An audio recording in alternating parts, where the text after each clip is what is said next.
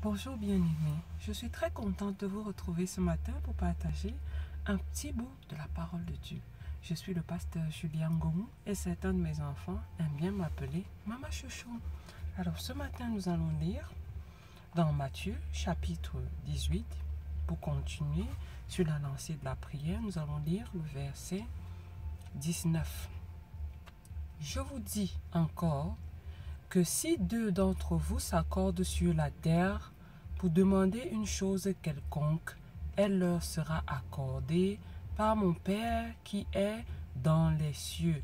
Car là où deux ou trois sont assemblés en mon nom, je suis au milieu d'eux. Merveilleux passage biblique parce qu'il nous rappelle encore l'importance de prier avec quelqu'un. L'importance de ne pas prier seulement seul.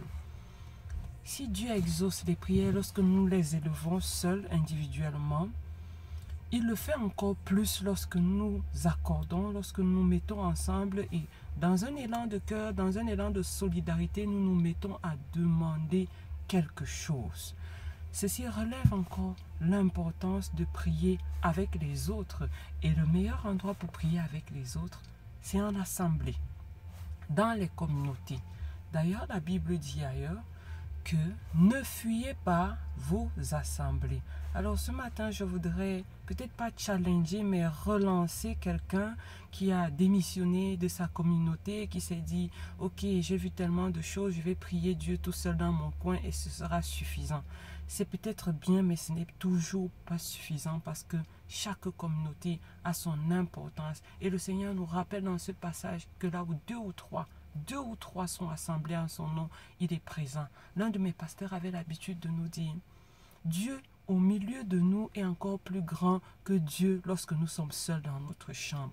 Alors si nous voulons continuer de bénéficier de cette grandeur, de cette manifestation surnaturelle que Dieu accorde lorsque ses enfants se réunissent, nous devons continuer à aller dans nos communautés. Et pour ceux qui ont été blessés, pour ceux qui se sentent découragés à cause de ce qu'ils ont vu, que nous dit la parole?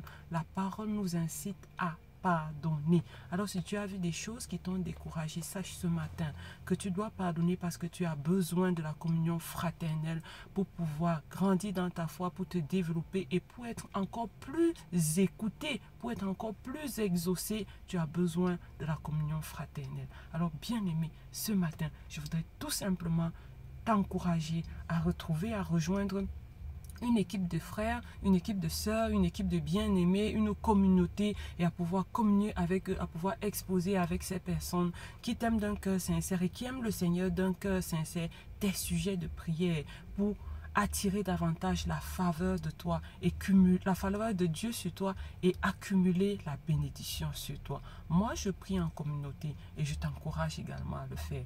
Aujourd'hui, nous ne sommes peut-être pas dans une communauté, mais toi et moi, nous allons prier que Dieu fasse grandir notre foi et qu'il nous redonne du plaisir à aller dans nos communautés pour bénéficier de sa présence, pour bénéficier de l'efficacité de la prière d'ensemble. Alors, nous allons dire un petit mot de prière pour réchauffer les cœurs de ceux qui n'ont plus la force d'aller en communauté. Seigneur, je te rends grâce pour ta parole merveilleuse que tu libères pour moi ce matin. Oui, je reconnais que tu dis dans ta parole que là où deux ou trois sont assemblés en ton nom, tu es présent. Et que si deux personnes s'accordent pour demander une chose, tu les leur donneras. Alors Seigneur, je te supplie ce matin, donne-moi la grâce de pouvoir trouver des partenaires de prière et de pouvoir trouver du plaisir à aller dans ta maison avec tes enfants pour bénéficier davantage de ta présence et de l'exaucement. Merci Seigneur de m'unir en esprit à ces milliers de croyants qui confessent ton nom jour et nuit. Merci Seigneur de me faire bénéficier de ta présence au milieu des assemblées. Que Dieu te bénisse bien-aimé. Je te souhaite une excellente journée et à très bientôt.